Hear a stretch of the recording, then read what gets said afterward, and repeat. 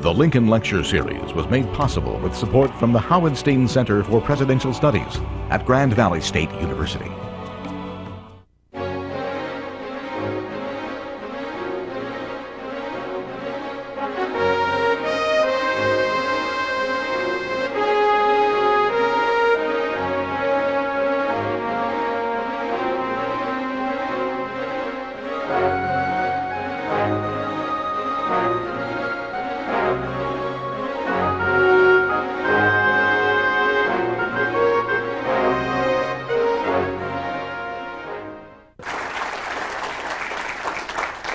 Thank you very much. Wonderful introduction. Problem with these really wonderful introductions is it's hard to live up to them. I'm delighted to be in Grand Rapids tonight, speaking under the auspices of the Gerald R. Ford Museum and Grand Valley State. And I want to thank Richard Norton Smith and the representatives of both institutions for their invitation and their hospitality. And I might add, for the Lincoln exhibit, which I find wonderful. I think it's very carefully chosen. If you have any sense of the universe of Lincoln artifacts and documents, and then a feel for what his life is all about, the selection that went into that choice is really quite exquisite. And I think we're all very fortunate to have seen that exhibit. I want to see it again. The events of September 11th have affected us all and suggested the inadvisability and inappropriateness of many previously scheduled public events. But I'm pleased to see that there are people in Grand Rapids who persist in thinking that talking about American presidents isn't one of them. The object of this lecture series, after all, was a war president who saw his role not only as directing the war effort, but formulating and putting into words the rationale for fighting an immensely agonizing and protracted war. He labored under enormous handicaps, particularly at first, when he was roundly believed by the American intelligentsia to be a small-town, Midwestern politician of limited abilities who was simply in over his head. How he proved them wrong is, of course, one of the most remarkable stories in American history. So I welcome the chance to address you tonight on a subject of enduring relevance and importance, Abraham Lincoln. Abraham Lincoln is unique in many ways, but a notable aspect of his uniqueness, I think, is that his life is one of the traditional topics of American history that continues to be taught in our schools and continues to have an impact. I've always thought this is because the students are introduced to Lincoln's life in the primary grades. I ran across some evidence of this a while back, and I'd like to share it with you. These are responses of 4th and 5th graders, which I take to be the results of an assignment asking the students to pick out something they've learned about Abraham Lincoln and then to say what they think it means or how they feel about it. Here are some of the results. Abraham Lincoln lived in a log cabin. When he had to go to the bathroom, he had to go outside, even in winter. He was very sad.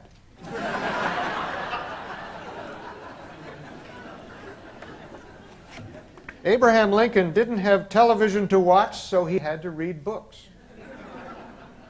It wasn't much fun being a kid in those days. Abraham Lincoln read his books and did his homework by the light of the fireplace.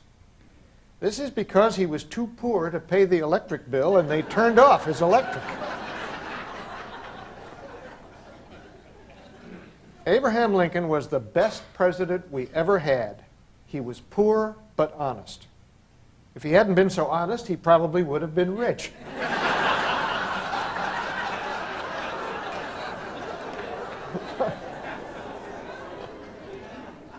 Abraham Lincoln was called Honest Abe because he was an honest president.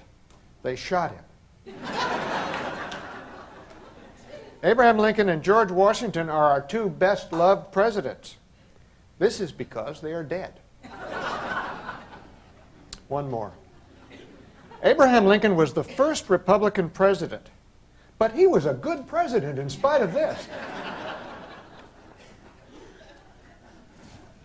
It's been common practice in recent years for scholars to begin their presentations by acknowledging their biases, or, in the language so often invoked, to say where they're coming from.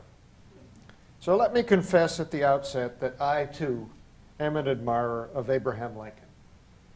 You may think this is unremarkable, but if you stop to think about it, admiration is not necessarily an asset for a scholar whose business is supposed to be to follow the truth wherever it leads. It's all too easy, and in some cases almost unavoidable, to begin to identify with one's subject, and then to take his side against his critics, and eventually to become defensive about his liabilities and shortcomings. We all know that once you start moving in this direction, you usually end up becoming an apologist. Abraham Lincoln was a great man by almost any standard, but he was, after all, a man, a human being. Nothing is gained, and much is lost if we allow ourselves to lose sight of that irreducible fact. I mention this at the outset because I've come to believe that talking about Lincoln is not like talking about any other historical figure. I studied and wrote about Thomas Jefferson for a good many years, Mr. Smith suggested, and I thought I knew what it was like to stand up in front of an American audience and talk about an authentic American hero. Jefferson has almost universal name recognition. Even the French will acknowledge that they've heard of him. And he has a large constituency of admirers. But Abraham Lincoln, as I've learned, is in a class by himself. Even in an age when the traditional American heroes are out of fashion, interest in him is still surprisingly strong. I think this is largely because his story and personal example have become so ingrained in us as Americans that he has become part of our national identity. I regard this as fortunate because my study of the man shows him to be a marvelous exemplar of American values and an extraordinarily good role model. But the downside of all of this is that people don't like to hear untoward things about their heroes. Let me give you a personal example. A few years back, I got interested in some clues in the writings of Lincoln's law partner and biographer, William H. Herndon, that indicated that in creating an archive of letters and interviews about Lincoln, testimony that came from people who knew him, Herndon had recorded some of what he was told in two little memorandum books that have long since disappeared. From hints that he dropped here and there, it becomes evidence that he had used these two little memorandum books as repositories for some of the unseemly or unflattering stories that he'd been told about his law partner. After perusing these two lost memorandum books for several years and wondering about their contents, I got on the trail of a woman who had read them in 1866. To make a long story short, her private journal, her letters, and her journalism provide intriguing, if highly problematic, glimpses of what she'd seen. What most interested me was that Herndon, who revered his partner, but disliked the deification that was being conferred on him, believed that the world deserved to know the whole truth about its great men, and that Lincoln's undeniable greatness could not be diminished by the truth about his life, whatever that might be. Herndon thought for a long time he could find a way to tell even the most unwelcome and unflattering truths about Lincoln without demeaning him. But because of the material in his two little memorandum books, he was caught on the horns of a dilemma, and he finally couldn't bring himself to use that kind of material in his biography. It was this dilemma that interested me. But when I talked about it with some Lincoln audiences, presenting some of the indications of what Herndon had collected in his memorandum books, it became clear that there are some things about their heroes that people would rather not know. If you're sufficiently interested in this example, you can read about it in the May 2000 issue of the Atlantic Monthly. Incidentally, I submitted that article with the title, Herndon's Dilemma, but the editors insisted on giving it a title that points in a slightly more suggestive direction, Keeping Lincoln's Secrets. No one here needs to be reminded that Abraham Lincoln first achieved national recognition as a politician through his famous series of debates with Stephen A. Douglas in 1858. One of those debates took place in Galesburg, Illinois, on the campus of Knox College, where I've spent most of my working life as a teacher of American literature, American studies. As a result of the publicity surrounding the reenactment of those debates a few years ago, sponsored by and filmed by C-SPAN, many people around the country became aware that the old main building at Knox College is the only building associated with the Lincoln-Douglas debate that's still standing. Those who've studied those famous encounters will know that the debate at Knox College, the fifth in the series, was not just a repetition of past performances. Here, Lincoln deliberately took the gloves off and attacked Douglas for his declared indifference as to the morality of slavery. It was a fitting place for such a move, as the town of Galesburg and Knox College had been founded 20 years earlier by profoundly anti-slavery people. Opposition to slavery was not something incidental to their beliefs, but was, in fact, a basic tenet. And this at a time and a place where it earned them few friends and many enemies. Without trying to make too much of it, it's fair to say that there is in some degree a connection between the college and what it stood for and the timing and substance of Lincoln's Galesburg speech, which some thought was the most important of the entire series. This connection was implicitly acknowledged by the college 2 years later, in 1860, when the faculty proposed and the trustees voted presidential nominee Abraham Lincoln the college's first honorary degree. It was, in fact, the first degree or academic diploma of any kind that Lincoln himself ever received. Perhaps one of the best-known parts of the Lincoln legend is his self-education, his determined efforts as a young man to compensate for his lack of formal education, which he once said amounted to less than a year in backwoods schools. He was acutely conscious of this lack of formal education and was very forthright in acknowledging it. As when he responded to a questionnaire for people who had served in Congress. The questionnaire asked, "Education?" To which Lincoln's reply, duly printed in the Congressional Directory, was one word: defective. This is the background that's necessary to fully appreciate the remark he's supposed to have made on climbing through the first floor window of Old Main to reach the debate platform in Galesburg. "At last, I have gone through college." It's a great story. I wish I could document it. The Lincoln Study Center at Knox was inspired by the existence of these very real connections between Knox College and Abraham Lincoln. It began with very basic and uncomplicated aims.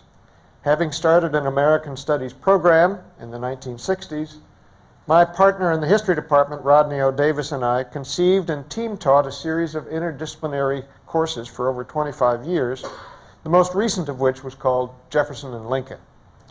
We'd been involved in Lincoln research for more than 10 years when we retired, and we began the Lincoln Studies Center by simply asking the college for an office and continuing our own research projects.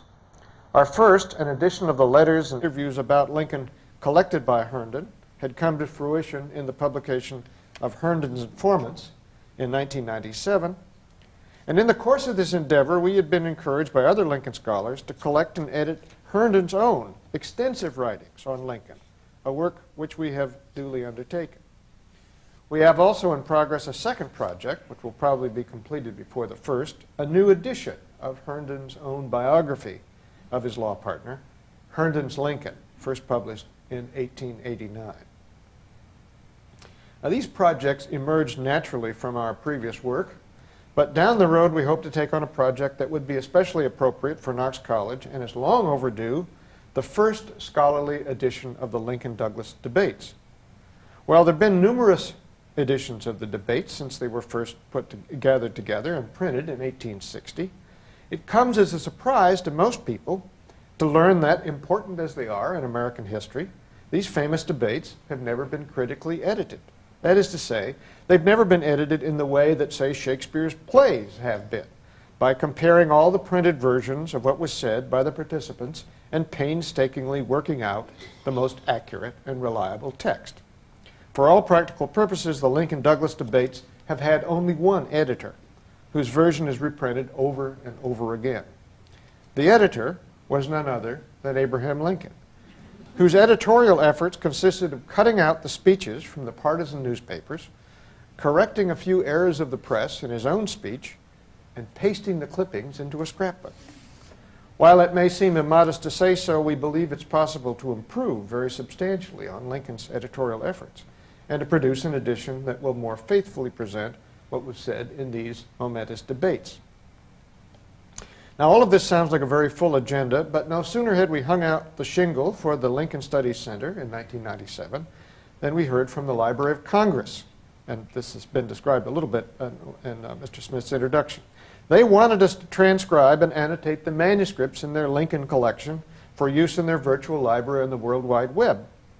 This is a project to make it possible for anyone with access to the web to see an image of every document in the Lincoln collection in the Library of Congress. For all the documents in Lincoln's own hand, and for a substantial portion of the rest of the collection, the virtual Lincoln Library will also give the web user a literal transcription of the text with annotations to identify and explain the people and incidents referred to. I don't have time to go into the details of this flattering proposal, except to say they made us an offer that we could not refuse. We now have, in addition to ourselves, a staff of 3 full-time people and a contract with requirements for regular submissions and deadlines. Very recently, we've agreed to expand on this material and create an online edition of all of Lincoln's presidential papers. So much for retirement. Now, whenever I talk about a new Lincoln project or carrying on Lincoln research, I know from experience that there's always a nagging reservation in the minds of my listeners that runs like this. If Abraham Lincoln is, by your own admission, the best known, the most studied, the most written about figure in American history, reportedly the subject of some 12,000 published volumes and tens of thousands of essays and articles, how badly do we need more books about it? How much more is there to know? Hasn't his life and career been investigated thoroughly from every conceivable angle? What purpose is served by sifting these well-sifted ashes again and again? Now, these are fair questions. And as one who has helped exacerbate the problem by adding 3 more books to the pile, with the intention of adding even more, I feel called upon to attempt an answer.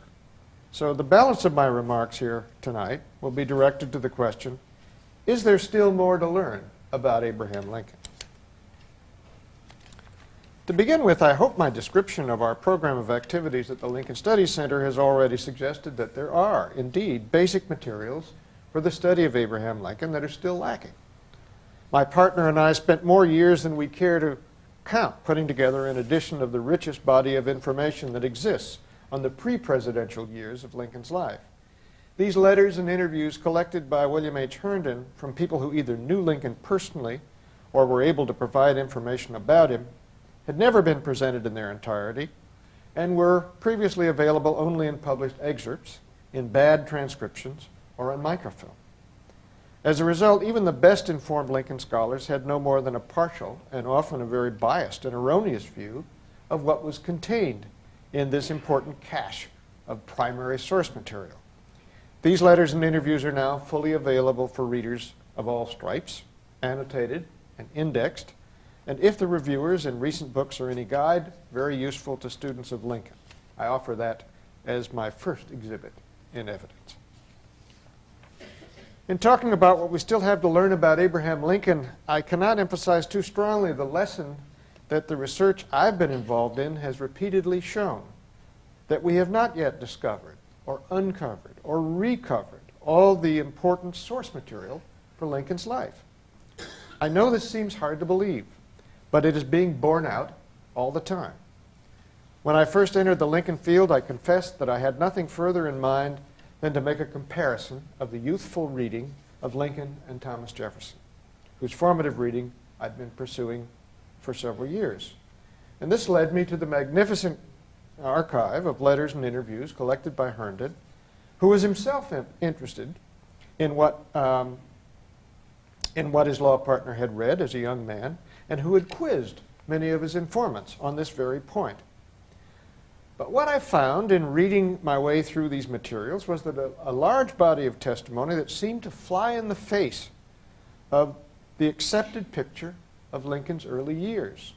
The most eye-catching instance of this was the testimony relating to the Anne Rutledge story, Lincoln's supposed love affair, an engagement that Lincoln biographers have long agreed to designate as mostly myth, mere folklore, verging on fiction.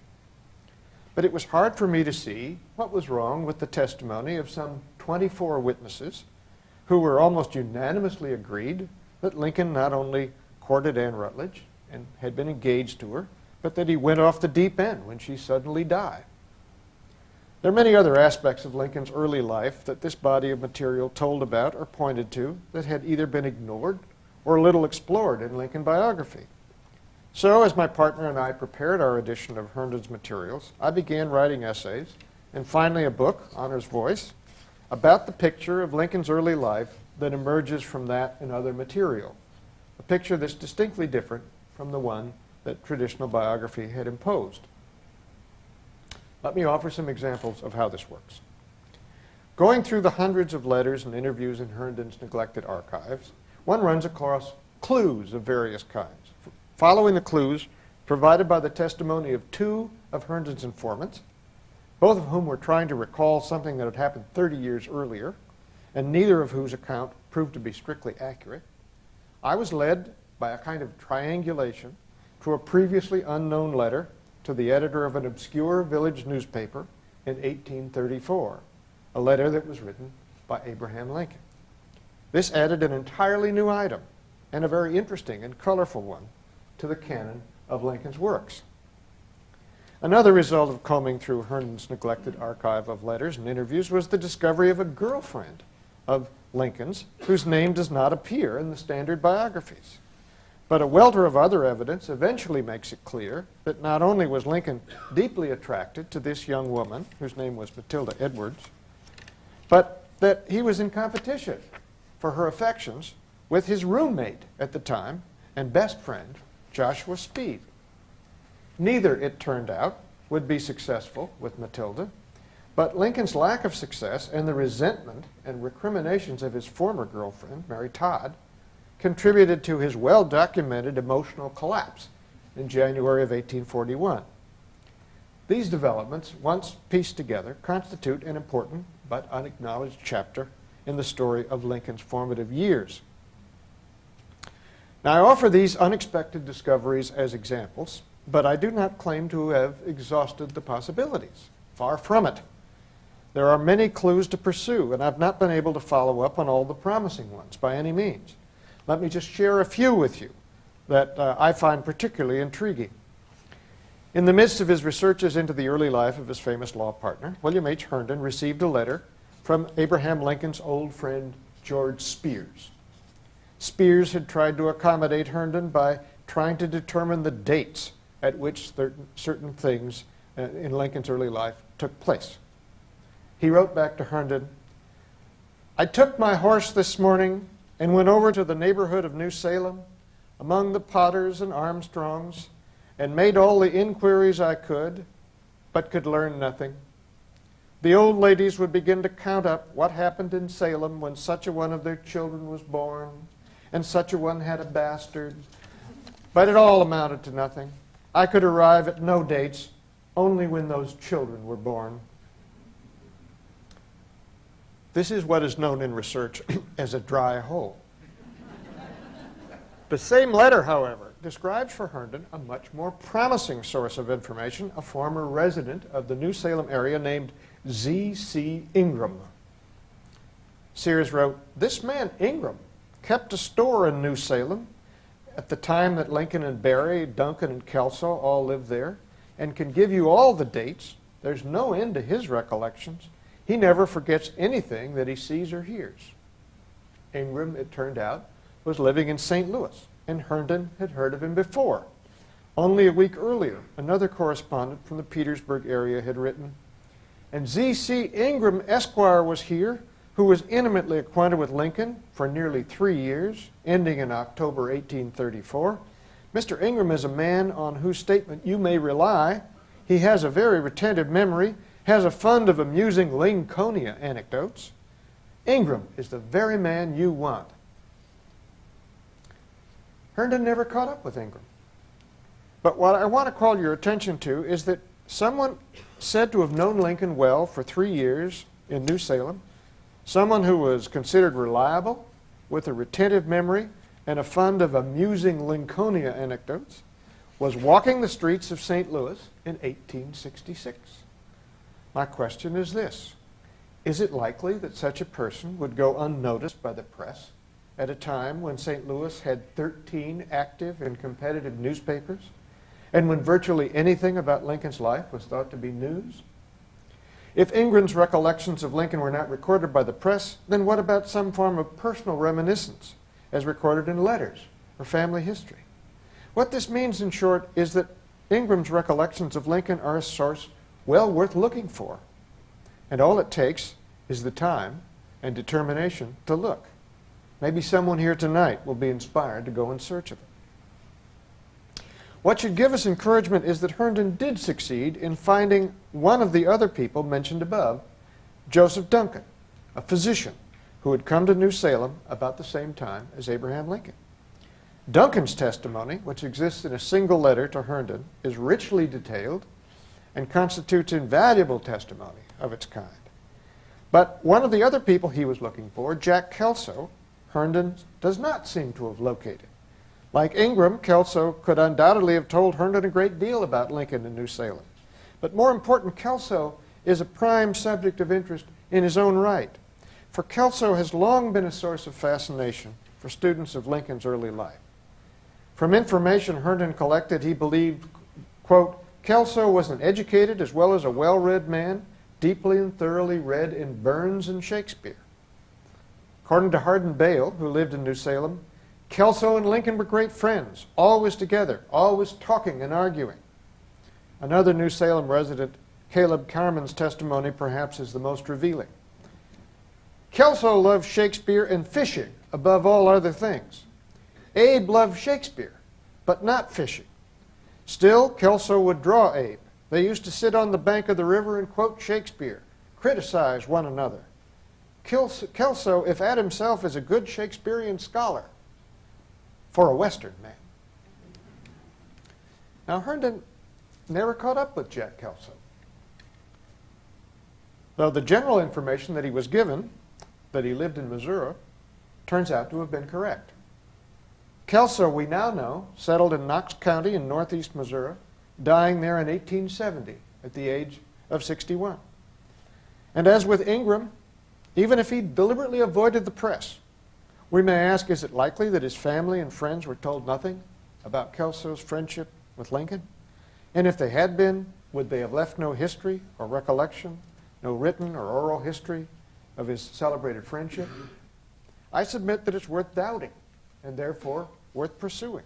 The person who finds Kelso's recollections of Lincoln will not only experience the exhilaration of discovery, a legal high which is unsurpassed by any other that I'm familiar with, but also the gratitude of posterity, and I sincerely hope it may be one of you. Of course, the digging that's required to find new sources of historical information is often beset with dry holes, but that's what research is all about. Let me talk now about some new sources that we don't have to wait for. I begin with one of the many discoveries of Professor Michael Burlingame, who is, in my opinion, the most prodigious researcher ever to investigate the life of Abraham Lincoln. He's published 7 books in as many years, and most of these are new editions or new compilations of lost or neglected sources, including 5 volumes containing the letters, essays, diaries, and memoranda of Lincoln's White House secretaries and biographers, John G. Nicolay and John Hay. In the interest of time, I will cite only one of Professor Burlingame's discoveries. Nicolay and Hay wrote a huge 10-volume biography of their former chief, in which are found a scattered handful of quotations from certain of Lincoln's close friends on intriguing topics in Lincoln's early life. Where these quotations came from has never been evident until Professor Burlingame discovered their source, a series of personal interviews conducted by Nicolay with some of Lincoln's very oldest and closest friends, Orville H. Browning, William Butler, Milton Hay, John Todd Stewart, Jesse K. Du Bois, Stephen T. Logan, Leonard Swett, Ward Hill Layman, to name only a few of the better-known figures. These were people who were very close to Lincoln and who knew him well, but their testimony, except for the few stray remarks mentioned earlier, had been entirely unknown until just a few years ago. What these close associates of Lincoln told Nicolay had been largely suppressed by the biographers because it dealt mainly with Lincoln's personal life, a subject that Lincoln's son, Robert Todd Lincoln, did not want Nicolay and Hay to treat in detail. Since they were dependent on the goodwill of the president's son for the use of his father's papers, they decided to confine themselves as much as possible to Lincoln's public life. But these interviews, published by Professor Burlingame as an oral history of Abraham Lincoln in 1996, are nonetheless enormously significant and are already having a decided impact on Lincoln biography. A truly dramatic example of what's still to be learned about Lincoln, and one that may be of particular interest to some of you, is the work just completed after many years of effort by the Lincoln Legal Papers Project. Though we've always known that Lincoln made his living as a lawyer, and though many books have been written about Lincoln the lawyer, it is now made clear that we have known about his practice of law only partially and anecdotally. That is, what we think we know about this subject is based on accounts of a relatively small number of individual cases and trials and the random recollections of certain attorneys, judges, clients, and other participants. But if you asked, how many law cases did Lincoln have? Or how many jury trials did he participate in? Or how many times did he win? Or how many times did he represent the defendant? Or how much of his practice was in criminal cases, or murder cases, or appellate cases, or in defending railroads or corporations? Heretofore, there was no way to answer these very basic questions. Now, thanks to the exhaustive research and resulting database put together by the Lincoln Legal Papers Project, those questions can all be answered in short order and definitively. Moreover, this magnificent new tool, which was published in electronic format in the year 2000, and which the librarians tell me is now at the Special Collections Room in Grand Valley State,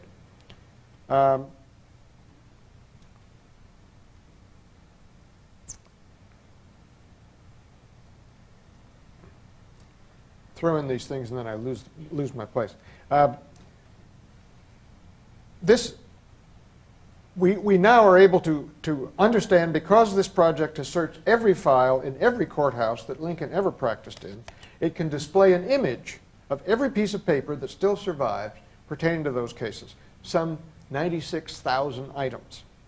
The editors have usefully provided tables, charts, maps, legal definitions, information about lawyers and judges, as well as explanations of how the law courts operated in antebellum Illinois. Perhaps best of all, they've provided succinct descriptions in plain English of what was at issue in each of Lincoln's cases.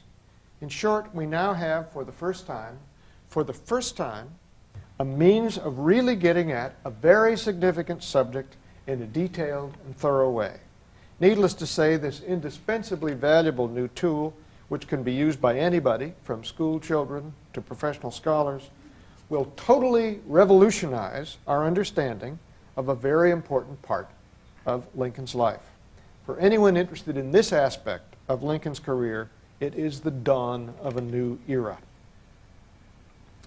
Let me now turn this discussion of what is still to be learned about Abraham Lincoln to some examples that have come from our work with the Library of Congress in transcribing and annotating Lincoln's personal papers. A frequent question put to us as we began this project is how what we are doing differs from what was already done 50 years ago by Roy P. Basler and his associates in compiling the landmark edition of Lincoln's collected works. One of the major differences is that Basler's project did not include Lincoln's incoming mail. an extremely revealing source. Reading only one side of a correspondence is a serious liability, whoever you're trying to study, and Lincoln is no exception. Lincoln's personal papers contain other kinds of highly revealing documents that Lincoln acquired or created, some of them quite surprising. For example, there's a photostatic copy of a letter. They did make photostats in Lincoln's day. Copy of a letter in the hand of Andrew Jackson, in which he explains to a correspondent at the time of the nullification crisis in 1833 that, quote, the tariff was only the pretext, and disunion or a Southern Confederacy was the real object. The next pretext will be the Negro, or the slavery question. There's no place in the collected works for such a document, but its presence in Lincoln's personal papers is highly significant, and we're not only transcribing it, but explaining in our annotation how and in what context Lincoln acquired it. There are other kinds of items that don't fit into the format of an edition like the collected works, such as copies Lincoln wrote out in his own hand of letters written to others. When he took the trouble to copy and retain such a letter, our project will offer an image of the document as well as a text and an explanation. Yes, you say, but you are dodging the question. Surely everything by Lincoln himself is included in the collected works. Not really. Remember that Basler and his associates were concerned to present a text of everything Lincoln wrote in its most authoritative form. Therefore, he does not print stricken material, that is, material that Lincoln first wrote and subsequently struck out. Sometimes Basler reports in a footnote that something was stricken, but not consistently. For example, he does not report the highly revealing fact that in writing out the conditions for his duel with James Shields, Lincoln first included, but later struck out, a time limit for the duel. Students of Lincoln have long wondered about his choice of weapons for the duel, large and heavy broadswords. In these circumstances, it seems significant that a condition for this comic mismatch that was first included, but later stricken, specified, quote, the fight in no case to last more than 15 minutes. Mortal combat, but only 15 minutes worth of it. One of the most significant things that users of the Library of Congress website will have access to that do not appear in the collected works is Lincoln's preliminary drafts. Lincoln was one of our greatest American writers, and he took great care in preparing what he believed would be an important text. For example, Lincoln wrote many drafts of his first inaugural address, 5 of which survive in the Lincoln Papers. Our project is duly transcribing them all, showing all the insertions and the deletions in each. By reading these drafts in succession, one can see with dramatic clarity, and I believe see in no other way, just how the different parts of the address evolved and the struggle that Lincoln had, draft after draft, to arrive at just the right tone of voice, just the right presentation of how things stood between the government and the disaffected states, just the right balance of firmness and flexibility. We all remember the famous ending in which Lincoln concluded on a note of conciliation. He pleaded with what he called my dissatisfied fellow countrymen not to break the Union, appealing to, quote, the mystic chords of memory, stretching from every battlefield and patriot grave to every living heart and hearthstone all over this broad land. And he expressed the hope that these chords will yet swell the chorus of union when again touched, as surely they will be, by the better angels of our nature. What comes home to the reader of all the successive drafts of the first inaugural is that this memorable, very conciliatory language, which owed much to the suggestions of his Secretary of State, William H. Seward, appeared only as a handwritten addition to the final draft. Its being added there just before the inauguration ceremony represented, in fact, a dramatic shift from the ending of all the earlier drafts, all of which had concluded with a bluntly defiant question for the South. Shall it be peace or a sword? This is an important story that cannot be glimpsed in reading only the final text, nor can the evolution of the address be followed intelligently in intelligibly in footnotes, as in the collected works. It's necessary to read each draft in succession and observe the changes as they evolve. And this Lincoln students with access to the Library of Congress website will soon be able to do. Incidentally, for all the attention paid to Lincoln's closing paragraph and his brilliant adaptation of Steward's suggested text, we can find no study in all of Lincoln scholarship that focuses on the drafting of the first inaugural and that takes advantage of the 5 surviving texts and the immensely revealing story they tell. If there's someone here tonight who would like to study a significant Lincoln topic but thought there was nothing left to study, I hope they will take note.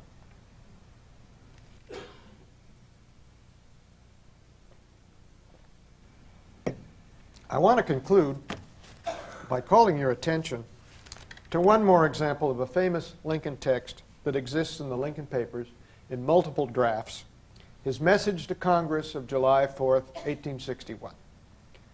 The mere mention of a president's message to Congress is enough to glaze over the eyes and freeze the interest of all but the most devoted and specialized students. But Lincoln, as we know, was a masterful writer with an extraordinary gift that rarely failed him, even in the most mundane and unpromising venues. The fact is that his messages to Congress contain some of his most famous and inspiring language, such as the conclusion of the annual message of 1862. Fellow citizens, we cannot escape history. We of this Congress and this administration will be remembered in spite of ourselves. The fiery trial through which we pass will light us down in honor or dishonor to the latest generation. We shall nobly save or meanly lose the last best hope of earth.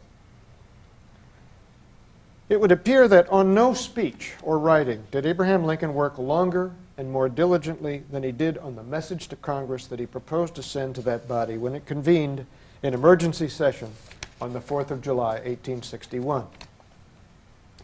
In it, he would describe the harrowing events of the secession crisis and explain and justify his actions in responding to it.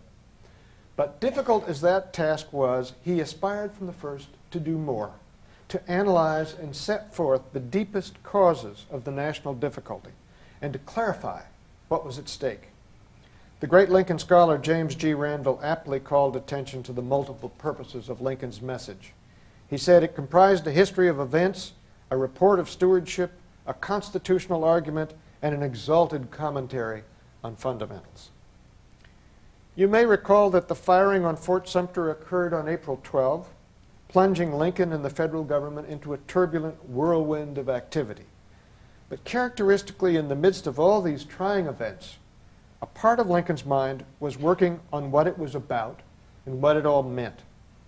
Both of his secretaries were sufficiently struck by something he said on May 7th, just 3 weeks after the fateful Sumter incident, that they both made notes on it. John G. Nicolay's memorandum reads, "Going into the president's room this morning, found Hay with him. The conversation turning on the subject of the existing contest, he remarked that the real question involved in it, parenthesis, as he had about made up his mind, though he would think further about it while writing his message, was whether a free and representative government had the right and power to protect itself and maintain itself." What this shows is that Lincoln was already thinking about what would go into his message to Congress 2 months before it was to be delivered, and he was well along in the process of deciding what the bedrock issue was to be. Nicolay is also our source for gauging how long and how intensively Lincoln worked on his message. Nicolay wrote his fiancée on July 3rd, the day before the message was to be delivered. "Since my return from Illinois on June 18th, the President has been engaged almost constantly in writing his message, and he's refused to receive any calls, whatever, either of friendship or business, except from members of the Cabinet or high officials." Nicolay is describing a period of more than 2 weeks during which the President worked incessantly on his message, which Nicolay says in another memorandum of the same date, the day before it was presented to Congress, was still unfinished. Although they have scarcely been noticed and never, to my knowledge, studied by Lincoln scholars, Lincoln's preliminary drafts of his message are immensely revealing. They help us understand how and in what order Lincoln crafted the arguments set out in this crucial document, what he put in, what he took out, what he changed, and what he let stand. Though there are a great many things in the drafting process that might be pointed out, I have only time for two examples. In the earliest surviving draft, which Lincoln wrote out in large characters on well-spaced lines, its authors thought to preserve a becoming formality, which included referring to himself as the present incumbent or the executive. But as he began to relate the most trying circumstances, he perhaps began to relive them, for he switched dramatically to the first person.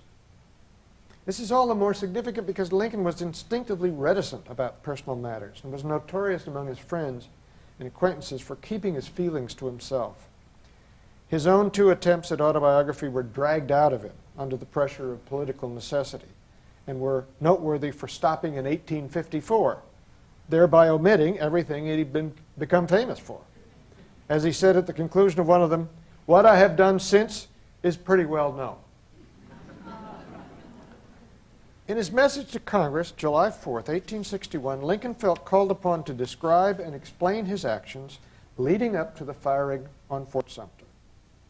In his first handwritten draft, he maintained his third-person mode of self-reference until he came to relating his first decisive action, his decision not to follow the advice of his military and other advisors and abandon the fort. Here's a portion of Lincoln's earliest handwritten version. No sign of this in Basler. In a purely military point of view, this reduced the duty of the administration in the case to the mere matter of getting the garrison safely out of the fort. In fact, General Scott advised that this be done at once.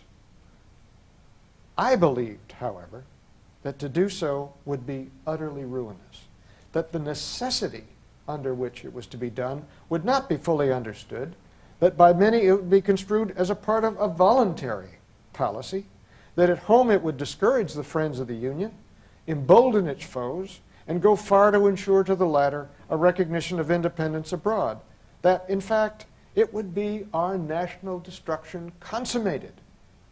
I hesitated. This is autobiography.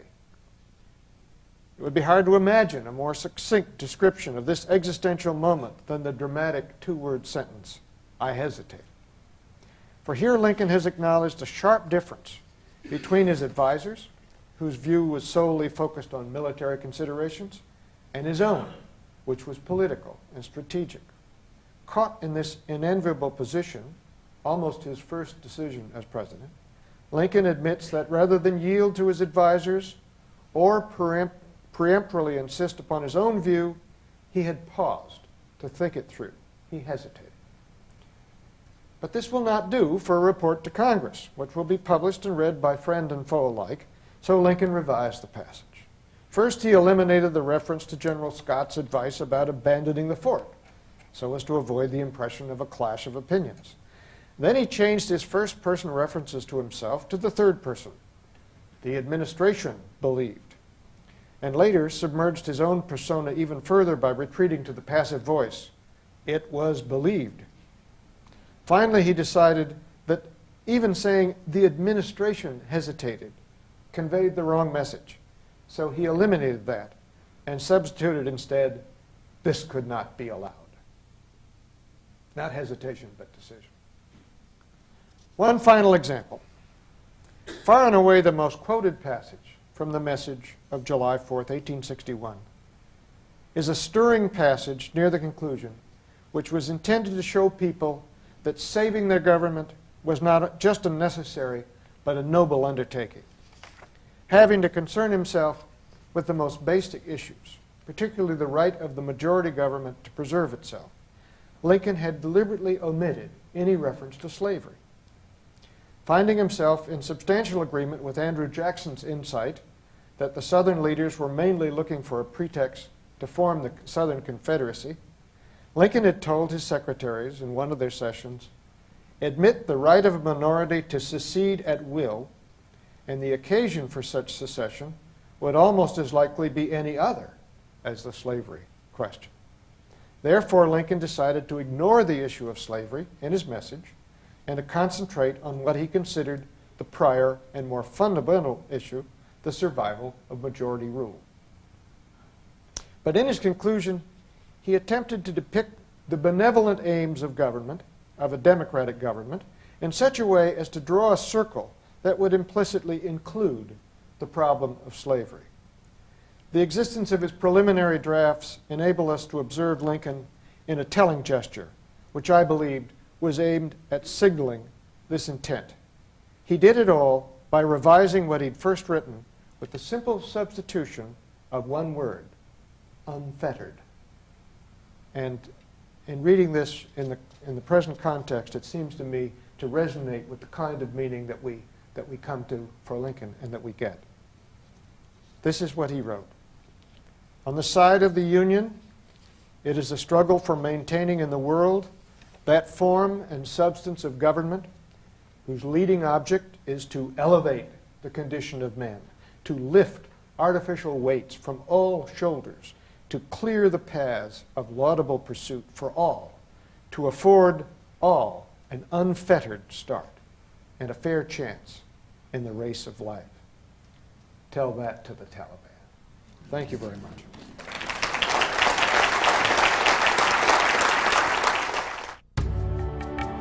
The Lincoln Lecture Series was made possible with support from the Howenstein Center for Presidential Studies at Grand Valley State University.